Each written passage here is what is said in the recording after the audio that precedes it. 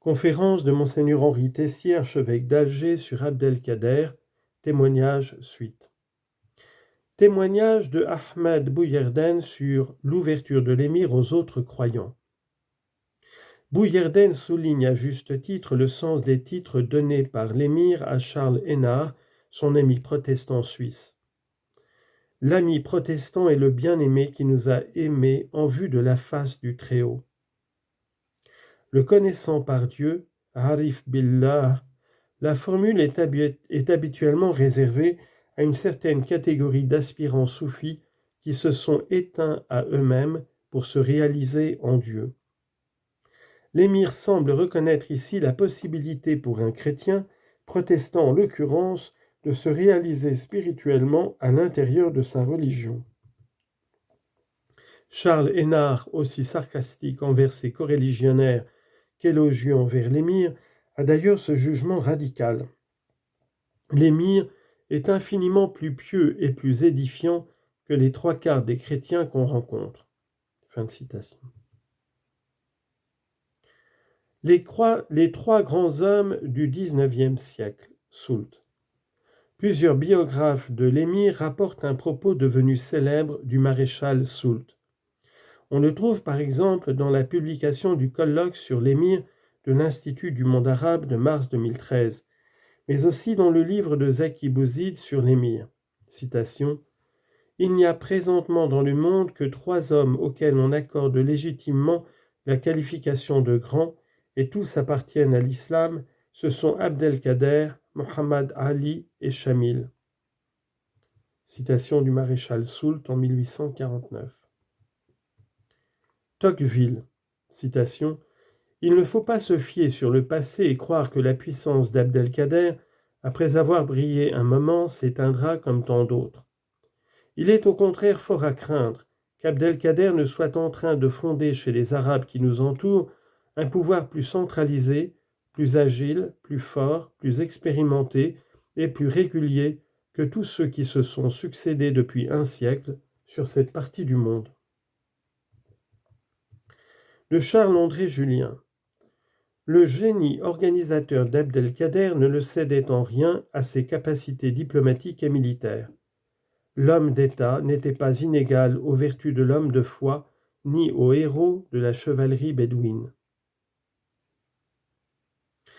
Un officier français, Saint-Hippolyte, citation : « L'émir est un homme remarquable. Il est dans une situation morale qui est inconnue à l'Europe civilisée. C'est un être détaché des choses de ce monde, qui se croit inspiré et auquel Dieu a donné la mission de protéger ses coreligionnaires. Son ambition n'est pas de conquérir. La gloire n'est pas le mobile de ses actions. L'intérêt personnel ne le guide pas. L'amour des richesses lui est inconnu.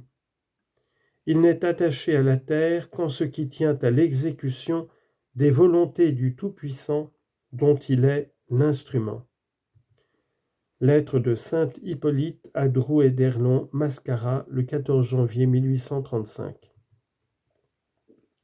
De Guizot, le ministre des Affaires étrangères français, à son homologue britannique. Citation : « Yugurta n'était ni plus habile ni plus hardi que cet homme-là, à savoir Abdelkader.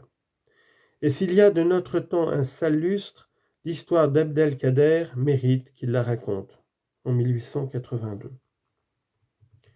D'Antoine Sfeir.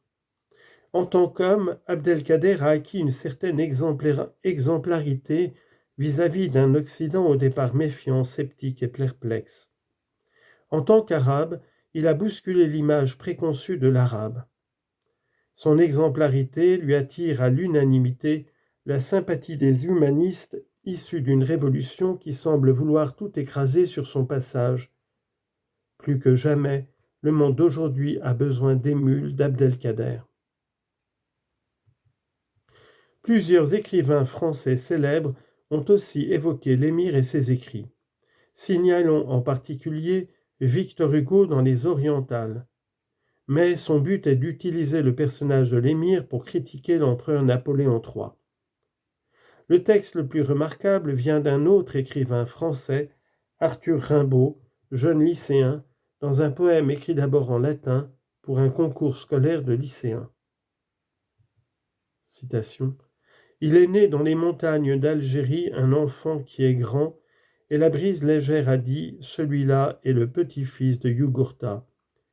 Car lorsque Rome, la France, eut entrepris de s'immiscer dans les conseils de Jugurtha pour s'emparer peu à peu par ruse de ma patrie, j'aperçus en pleine conscience les chaînes menaçantes et je résolus de résister à Rome.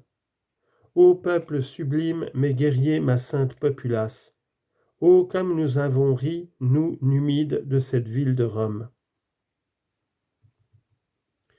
Parmi les grands écrivains contemporains, signalons notamment l'ouvrage du romancier de langue arabe, Wassini Laredj, dans le livre de l'émir, Sinbad, 2005. Roman construit tout entier sur la relation de l'émir et de Monseigneur Dupuche, ou encore l'ouvrage couronné du prix littéraire Assia Djebbar de Riyad Giraud, Les yeux de Mansour, Barzakh 2018, qui donne visage à un descendant de l'émir condamné à mort en Arabie saoudite pour son attachement à la tradition soufie de l'islam. On doit signaler le livre écrit en anglais par John Kaiser, un Américain qui a découvert la figure de l'émir lors d'un voyage en Algérie, alors qu'il était venu en Algérie motivé par de toute autre préoccupation. On a noté aussi plus haut la place tenue par l'émir dans les œuvres des peintres et photographes de son époque. Mustapha Chérif. Enfin, signalons que Mustapha Chérif, penseur algérien, écrit ceci dans l'un des derniers livres publiés en Algérie sur l'émir, citation, « Le but de notre livre est de porter un nouveau regard sur l'œuvre, la pensée et la personnalité plénière de l'émir Abdelkader. Il s'agit de comprendre son univers de sens, sa cohérence, afin d'en tirer des leçons d'avenir.